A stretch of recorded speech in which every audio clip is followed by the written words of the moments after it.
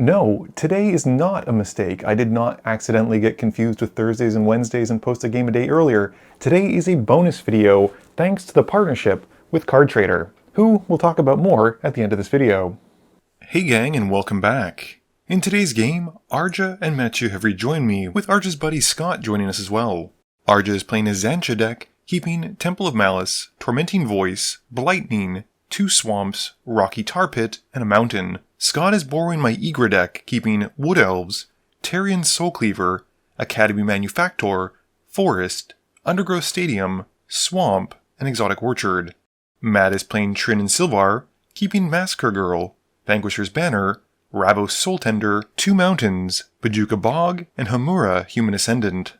I am running out my Bello deck, keeping Thought Vessel, City on Fire, Forest, Trail Tracker Scout, Wooded Ridgeline, Glorious Sunrise, and Gratuitous Violence. Arja wins the die roll and starts us off. He draws for turn and plays a Temple of Malice, scrying 1. Scott plays an Undergrowth Stadium for turn and pays 1 for a Tarian Soulcleaver. Matt just draws, plays a Mountain, and passes. I draw for turn, playing a tapped Wooded Ridgeline, and pass to Arja. Arja draws and plays a Mountain, and then casts Tormenting Voice, discarding a Rocky Tar Pit to draw 2, and after that, he passes. Scott's just got a Forest return. Matthew draws, plays a Mountain, and pays 2 for an Arcane Signet. I want to copy Matt's example, playing a Forest and casting a Mana Rock with Thought Vessel. Arja's got a Swamp return and casts Suppression. He then passes turn. Scott draws and plays the Shire, and then follows up with the Wood Elves. He discards a card to Oppression, and then goes to find Overgrown Tomb as the Elves enter. Matt's got a Bajuka Bog, which comes in tapped and exiles Arja's graveyard. He then plays a Smuggler's Copter, discarding a card and passing. I just draw, play a Trail Tracker Scout, discard a card to Oppression, and pass. Arja's turn 4 has him playing a Lava Claw Reaches, which comes in tapped, and he then casts his Commander and discards a card to Oppression. Arja decides to give Xantcha to me, and he passes after that. Scott's got a Llanowar Wastes for turn, and he then casts Ygra. He discards a card, and goes to combat. He hits Arja for 1 with the Wood Elves because of Oppression, and passes after that. Matthew draws, and decides not to play into Oppression, and just passes after that. I've got a Mountain for turn, and I cast a Glorious Sunrise, discarding a card as I cast a spell. I then go to combat, and draw a card off Glorious Sunrise, and then swing Xantcha at Scott. He's all too happy to block with Ygra since he'll get bigger anyway, and before damage is dealt, Matthew activates Xantcha, drawing a card and dealing 2 to me. Xantcha then gets taken out, Ygra gets bigger, and I pass turn. Arja draws and plays a Swamp, and continues to just be the worst person ever, casting Painful Quandary. Scott's turn has him playing an Exotic Orchard, and he then moves Tarian Soulcleaver onto Ygra. Going to combat, he swings his commander at Arja for 8. Arja takes the hit, and Scott then passes. Matthew draws and plays a Shadowblood Ridge. He then casts Ravos and pays 5 life to Painful Quandary and discards a card. After that, Matthew passes. I draw and play a Forest, and then cast Bello, also taking 5. I go to combat, and I make my Forest tap for 3 green with the Glorious Sunrise trigger, and then swing the Sunrise itself at Arja. In my second main phase, I then cast Abundance, taking another 5 and discarding a card. I then pass turn. Arja draws and casts Into the Fire, discarding to Oppression, and then discarding 1 card, Blightning, and drawing 2. After that, he passes, and during his end step, Scott sacrifices the Wood Elves as the food mode, gaining 3 life. He then casts Mortality Spear, and takes out Painful Quandary, losing 5 to it and discarding a card to Oppression before it's destroyed. Scott draws and plays Academy Manufactor, and if people can discard cards they do, I'm just not going to keep saying Oppression over and over again. He then goes to combat. He hits me with Ygra this time, and I take 11 commander damage, and he passes turn. Matthew gets to return the Massacre Worm that he discarded to Oppression earlier on his upkeep thanks to Ravos, and he then draws for turn. He then plays Kiku Knight's Flower, and discards the Massacre Girl again. He then casts Herald's Horn, and names Humans, and Matt then passes turn. I name Land off Abundance, and reveal until I hit a Game Trail, which I then play tapped. I then cast a Greater Good, and I go to combat. I give my team +1/+1 and Trample from Glorious Sunrise, and I swing all 3 enchantments at Scott. He blocks one of them, but takes 10. I get to draw 2, and choose land the first time and non-land the second time to abundance. After combat, I sacrifice abundance since it's a creature to draw 4 and discard 3 to greater good, and then pass to Arja. Arja draws for turn, and he casts Grey Merchant of Asphodel in his main phase, draining everyone for 4 and gaining 12. He then passes, and during his end step, Scott activates the Shire to make a food token. With the ability on the stack, I respond by casting a Braid and pick the mode to destroy artifacts and take out the Manufactor. Scott then just makes a food token and moves to his turn. Scott draws and casts a Soul Ring and then goes to combat. And before moving to blocks, Metchia crews up the Smuggler's Copter with Kiku and then chumps. Matt chooses not to loot on block, and as the copter dies, Ygra gets bigger, and Scott then passes turn. Matt gets Homura back with Ravos on his upkeep and draws. He then plays a mountain and passes. I draw and play a Rootbound Crag, and then cast Sakura Tribe Elder. Going to combat, I pump my team with Glorious Sunrise again, and swing my enchantments at Scott. He blocks 1 and takes 5, and I get to draw a card and pass after that. Arja's got a mountain for turn, and he recasts Xantcha and gives it to me. He's supposed to have paid 5 for her at this point, but we catch it later. Arja then passes, and during his end step, Scott sacrifices a food, gaining 3 life, and adds more counters to his commander, and then uses the Shire to make another one. Scott draws and plays a Cyberman Squadron in his main phase. He then goes to combat and swings Ygra at me. I block with the Sakura Tribe Elder, and then sacrifice it to go and find a land, with Ygra continuing to grow larger. After that, Scott passes, and during his end step, Metchia activates Xantcha twice. Matt puts Massacre Girl to his hand again thanks to Ravos, and draws her turn. He then plays an Orzhov Signet, and passes. During his end step, I flash in Dictate of the Twin Gods, and then move to my turn. I draw, and cast Soul Ring, and then pump my team with a Glorious Sunrise, and go to combat. I swing Xantcha at Matt, and my enchantments at Scott. Scott blocks 2 of them, and Metchia has Kiku kill Xantcha. I then get to draw 1 card from my enchantment connecting, and I pass turn. Arja draws and plays Thrill of Possibility. He then casts Liliana of the Veil, and once she's out, Down takes her to make Scott sacrifice a creature. The only creature Scott has is Ygra, and he does so, and Arja passes turn. Scott draws and plays Eleanor Gardner, and then equips her with the Soul Cleaver. He passes to Matt after that. Metchia returns Homura to his hand thanks to Ravos, and then reveals General Kudro off the Horn Trigger, and puts it to hand, and draws for turn. He then plays a Plains, and casts General Kudro. With the General entering, Matt exiles City of Fire from my graveyard, and he passes to me after that. I draw and play a tapped Temple of Abandon, scrying 1 and bottoming it. Going to combat, I give my team +1/+1 and Trample, and then swing Greater Good and the Dictate at Scott, and the Glorious Sunrise at Arja. Scott sacrifices his food to gain 3 life, and puts a counter onto Eleanor, and stops some of the damage, but still drops to 8. Arja also just takes 10 to the face.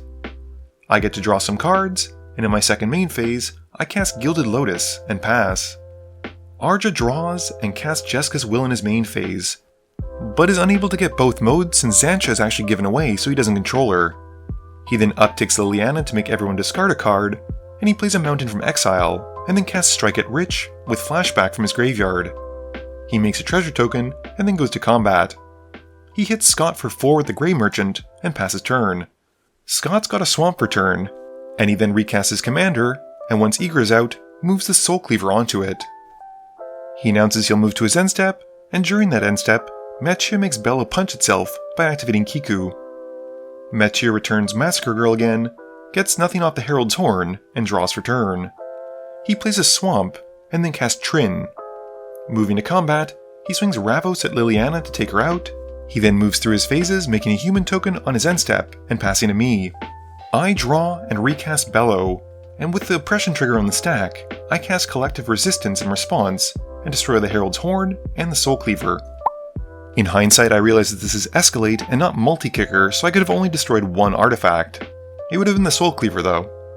Going to combat, I pump my team with the Sunrise, and then swing them at Mathieu. However, Mathieu uses Kiku to kill Bello again, which unanimates my artifacts, and with nothing else, I pass.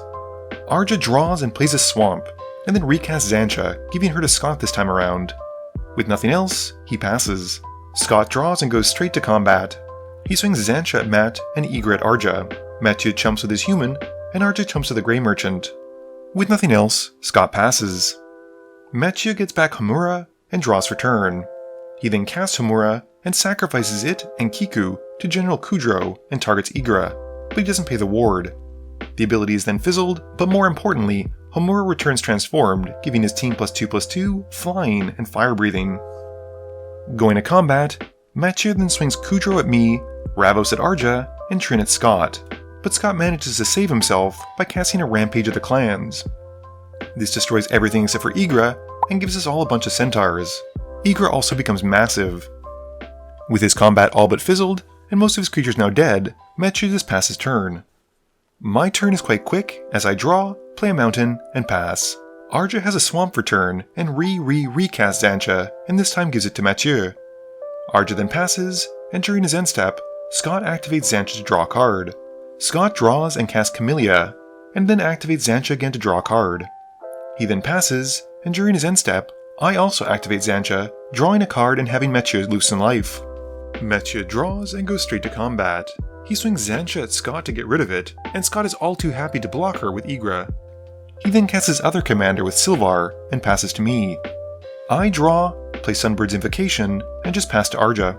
Arja draws for turn, and casts what he wished he drew earlier, which is a Waste Knot.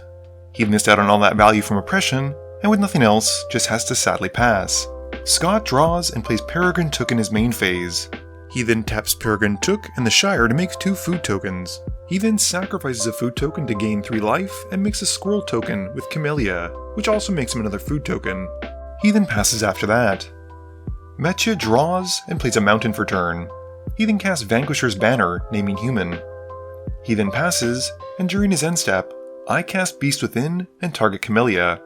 Unfortunately, the Sunbird's Invocation whiffs, and with the removal on the stack, Scott sacrifices 2 squirrels, which are also food, and a food token to Peregrine Took to draw a card. Camellia is then destroyed, and he makes a beast token. It's also a food and a token, so Peregrine Took makes him another food token, and he then moves to my turn. I draw and cast Horde Hauler in my main phase, which gets me an invocation trigger. I decide to keep a Sanctum Weaver, and pass to Arja after that. Arja's first main phase has him casting Court of Ambition, introducing the Monarchy to the game. He then moves through his phases, drawing from being the Monarch during his end step, and passes to Scott. Scott draws and plays a Phyrexian Tower. He then sacrifices his squirrels and food to draw off Peregrine Took again.